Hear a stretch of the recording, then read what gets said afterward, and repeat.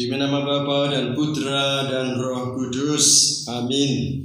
Tuhan beserta kita sekarang dan selama-lamanya. Para pastor, para romo, para suster, para buder, para meditator dan para peminat meditasi Kristiani yang saya kasihi, selamat malam, berkah dalam. Kita ini masih berada dalam lingkaran masa Paskah pekan yang keempat. Karena itu saya sampaikan selamat Paskah. Semoga Paskah di tahun ini sungguh-sungguh membuat kita semua tetap semangat. Lebih-lebih di masa darurat pandemi COVID-19 ini memang cukup merepotkan. Namun kita semua sebagai orang beriman, sebagai orang Katolik itu tetap bersemangat, berkreatif menghadapi masa-masa pandemi ini, tetap berkreatif, tetap gembira. Perkenalkan, nama saya adalah Romo Antonius Juni Wimarto CM. Saya berkarya di Paroki Santo Paulus Bojonegoro. Pada malam ini saya mendapatkan giliran untuk bersama-sama mendampingi Anda sekalian untuk latihan meditasi. Adapun yang akan kita bahas pada malam ini yaitu mengucapkan mantra bagian yang kedua. Adapun caranya ialah saya akan mengajak Anda sekalian untuk membaca kitab suci, merenungkannya dan sekaligus membahas mengenai mantra kedua, dan lalu kita akan meditasi bersama selama 20 menit ke depan. Untuk itu, mari kita semua bersama-sama menyimak dari kitab suci, dari Kisah Para Rasul, bab 2 ayat 41 sampai dengan 47. Cara hidup jemaat yang pertama. Orang-orang yang menerima perkataannya itu memberi diri dibaptis, dan pada hari itu jumlah mereka bertambah kira-kira 3.000 jiwa. Mereka bertekun dalam pengajaran rasul-rasul dan dalam persekutuan. Dan mereka selalu berkumpul untuk memecahkan roti dan berdoa. Maka ketakutanlah mereka semua, sedang rasul-rasul itu mengadakan banyak mujizat dan tanda. Dan semua orang yang telah menjadi percaya tetap bersatu, dan segala kepunyaan mereka adalah kepunyaan bersama. Dan selalu ada dari mereka yang menjual harta miliknya, lalu membagi-bagikannya kepada semua orang sesuai dengan keperluan masing-masing. Dengan bertekun dan dengan sehati, mereka berkumpul tiap-tiap hari dalam bait Allah. Mereka memecahkan roti di rumah masing-masing secara bergilir dan makan bersama-sama dengan gembira dan dengan tulus hati, sambil memuji Allah, dan mereka disukai semua orang, dan tiap-tiap hari Tuhan menambah jumlah mereka dengan orang yang diselamatkan. Demikianlah sabda Tuhan. Syukur kepada Allah. Para saudara-saudari yang terkasih, dalam masa Paskah ini kita semua diajak oleh gereja untuk melihat bagaimanakah pengalaman para rasul pada waktu setelah Pentakosta. Nah, pada hari itu mereka itu berkumpul, rajin berkumpul, lebih-lebih dalam suasana ketakutan. Takut jangan-jangan nanti setelah Yesus, lalu saya, lalu Anda, lalu kita yang akan dibunuh. Tapi ternyata justru lewat peristiwa Pentakosta itulah, maka lalu mereka menjadi bersemangat. Bersemangat itu apa? Bersemangat untuk berkumpul sejiwa, berkumpul untuk memecah-mecahkan roti dan berdoa. Berkumpul bersama, maka bersama merupakan tanda persahabatan. Persahabatan yang sungguh-sungguh mendalam. Dan pula mereka memecah-mecah roti, maka bersama dan berdoa. Nah, melalui itulah maka mereka menjadi sehati sejiwa. Mereka menjadi saudara satu dengan yang lain. Mereka mudah berbagi, bahkan pula ada yang menjual harta milik mereka, lalu dibagi-bagikannya sesuai dengan keperluan mereka masing-masing. Saya ingin menggarisbawahi mengenai mereka berkumpul, maka bersama memecah-mecah roti dan berdoa. Ini merupakan tanda bahwa sungguh-sungguh mereka disemangati. Yang tadinya mereka ketakutan, lalu menjadi berani bersaksi. Bersaksi bahwa Yesus yang dibunuh oleh orang Yahudi itu lalu dibagikan oleh Allah Bapa. Lalu mereka kemudian bersyukur, merasa gembira karena Yesus itu dengan peristiwa kebangkitan dia menjadi Tuhan dan Kristus Sang Penyelamat kita. Mereka bersatu, makan bersama dan berdoa. Nah, berdoa berarti mengadakan suatu relasi secara sadar, tahu dan mau bahwa sungguh-sungguh merasakan Tuhan itu sungguh ada. Tuhan itu sungguh hadir. Tuhan tidak ada di atas jauh di sana, tapi justru hadir, ada di mana-mana, ada di sini, bahkan pula ada dalam lubuk hati kita masing-masing. Nah, para saudara-saudari yang terkasih, sekarang saya mengajak Anda sekalian untuk memahami, memperdalam materi kita di bagian kedua, yaitu mengucapkan mantra bagian kedua. Meditasi Kristiani ini itu sungguh-sungguh menjadi suatu doa batin. Doa yang sederhana tetapi tidak mudah. Maka perlu adanya latihan. Maka pada malam hari ini kita mengadakan latihan untuk mengucapkan mantra doa di bagian kedua. Ya.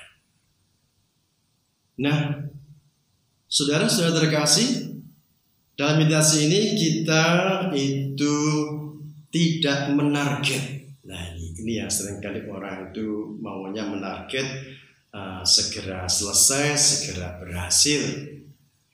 Bahwa dalam waktu singkat pasti akan mendapatkan pengalaman akan Allah. Tapi kenyataannya selain itu tidak jarang orang merasa sudah cukup lama. Aku sudah meditasi 1 bulan, 3 bulan, 4 bulan. Sudah cukup jauh perjalanan meditasiku. Lalu orang mudah merasa cukup segini saja.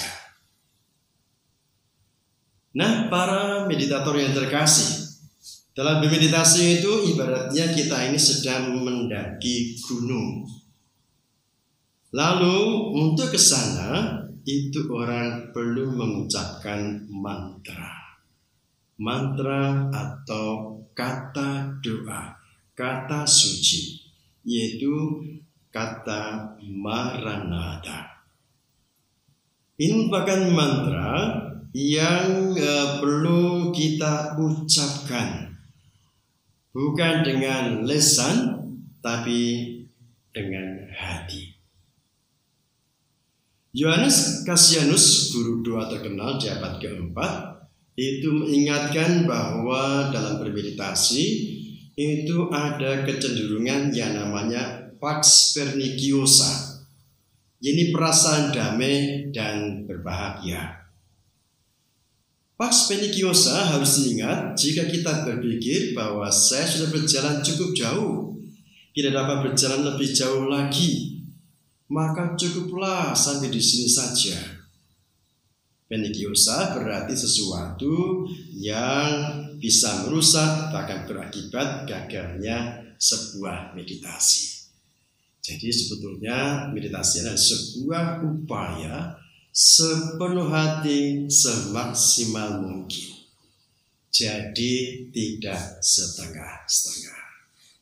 Itulah mengapa dikatakan bahwa meditasi kita ini sederhana tapi gampang-gampang sulit. Maka mengucapkan mantra itu harus selalu diucapkan terus-menerus selama 20 sampai 30 menit tanpa menghiraukan suasana hati kita pada saat itu. Bila kita setia mengucapkan mantra itu, maka kita menggemakannya selama seluruh waktu meditasi. Apapun gangguan ataupun suasana hati yang mungkin timbul, kita tetap mengucapkan mantra doa itu. Nah, pada suatu saat mantra itu akan menyatu bahkan mengakar dalam hati kita. Menyatu bahkan mengakar. Jadi sudah membatik, sudah mendarah daging dalam diri kita. Dimanapun kita berada, apapun keadaan kita, semua lalu mantra itu tetap bergema di lubuk hati kita masing-masing. Nah, itulah maka perlu adanya kesungguhan hati dalam mengucapkan mantra ini. Nah, yang penting dalam hal ini kita perlu melatih dan melatih terus. Seperti halnya orang yang sedang mengasah pisau. Pisau yang selama ini nggak pernah dipakai, lalu menjadi tumpul, berkarat, dan sebagainya, maka diasah terus-menerus dengan mantra doa itu, sehingga akhirnya pisau itu bisa menjadi tajam dan bisa dipakai untuk mengupas brambang atau mengupas buah dan sebagainya, sehingga dapat dipakai dengan baik. Seperti itulah kita semua dalam meditasi itu mengasah kebaikan kita akan kehadiran Allah, yaitu dengan mengucapkan mantra doa itu. Nah, lalu bagaimana kita semua ketika mengucapkan mantra itu? Pertama-tama ialah orang perlu duduk diam dengan punggung yang tegak. Duduk diam dengan punggung yang tegak. Lalu juga duduk rileks tapi sadar penuh. Aku sedang duduk, aku sedang bermeditasi. Bernafas seperti biasa.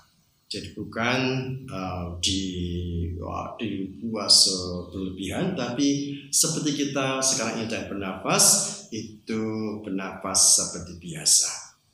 Ucapkan mantra kata doa itu di dalam lubuk hati kita masing-masing. Nah, bagaimana kita mengucapkan mantra itu? Yaitu kita mengucapkan kata doa Maranatha. Ini adalah kata suci dalam bahasa Aram yang dulu dipakai oleh Tuhan Yesus. Maka Maranatha berarti datanglah ya Tuhan Yesus. Lalu bagaimana kita semua mengucapkannya? Ada beberapa dua yang saya alami selama ini. Pertama ialah mengucapkan Maranatha dengan 4 suku kata yang sama. Maranatha,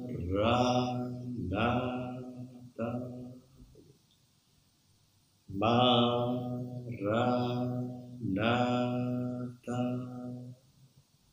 Jadi kita bisa menghubungkan demikian. Tarik nafas, hembuskan tarik nafas lagi, hembuskan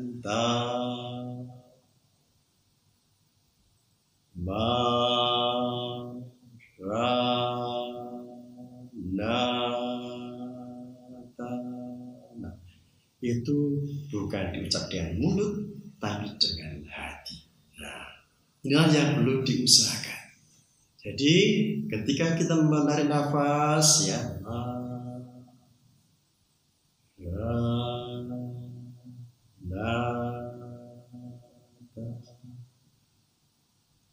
sampai ini menggetarkan hati kita. Ternyata Tuhan itu ada. Ternyata Tuhan itu hadir.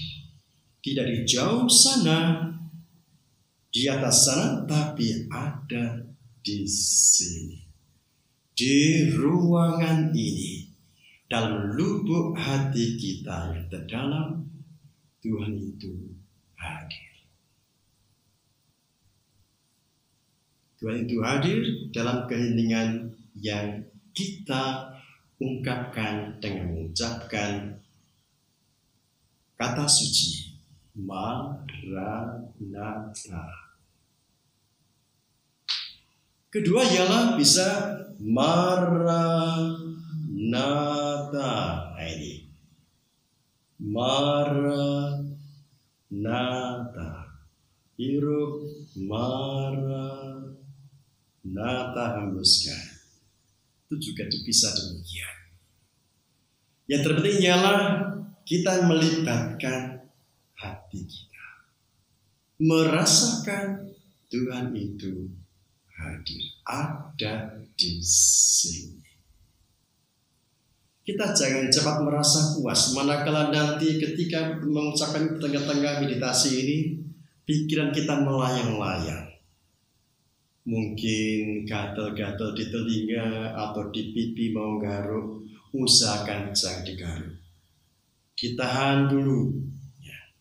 Atau mungkin kesemutan, lalu mulai kaki digerak-gerakkan, atau mulai gelisah. Begitu pikiran kita melayang, kembali mengucapkan mantra itu tadi, seperti yang saya katakan tadi.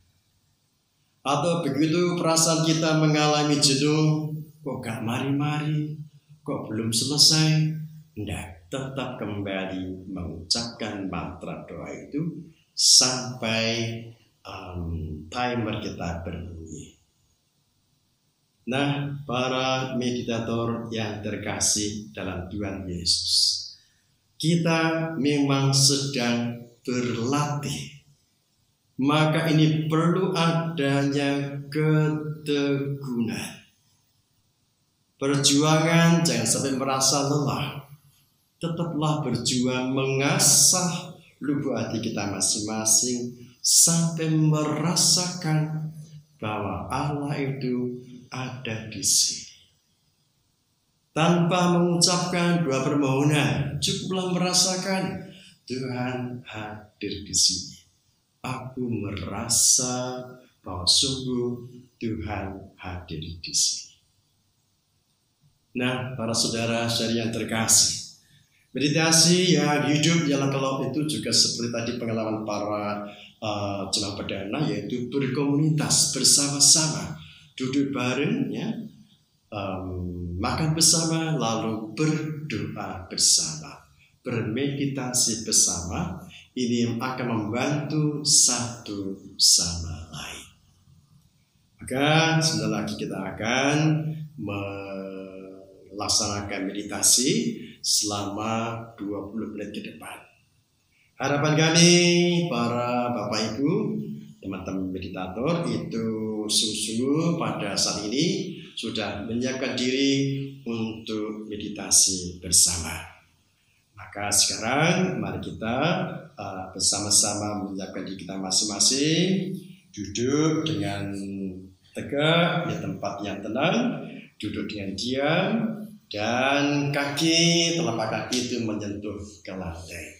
bukan bersimpuh, tapi kedua telapak kaki menyentuh lantai, tangan itu bisa di atas paha.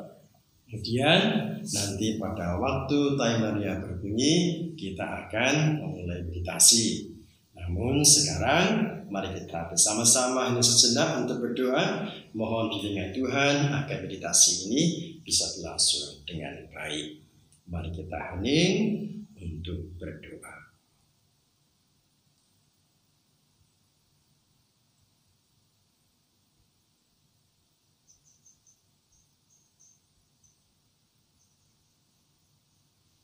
Bapa Surgawi, bukalah hati kami kepada keheningan hadirat Roh Putra-Mu.